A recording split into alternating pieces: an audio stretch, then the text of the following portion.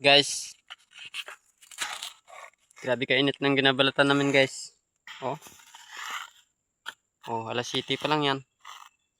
Mamaya pagka alas 10 o alas 11, para na kaming ginalaga sa kawali guys. Oh, dalawa lang kami ng brother-in-law ko guys. Nagabalat kasi yung mga ibang kasama namin dun sa kabilang area.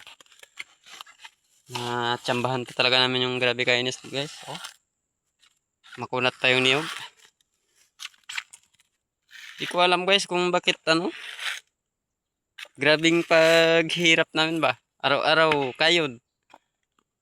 Pero tama lang talaga. Mahal pa yung gasolina. Dumagdag pa. 100 na yung 1 litro guys. Walang iya talaga yung gira-gira na yan. Pati gasolina na na piktuhan.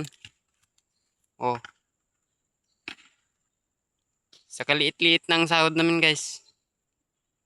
Bawasan pa ng gasolina. Bili ka pa bigas. Ay, wala na. Wala na talagang natira. Grabe guys. Ano lang ba? Tiyaga-tiyaga lang. Malay mo sunod na araw. Yayaman din tayo. Sa utang. Guys, kung manigbalat ka rin guys, paki-like and share na lang. Yun lang. Maraming salamat.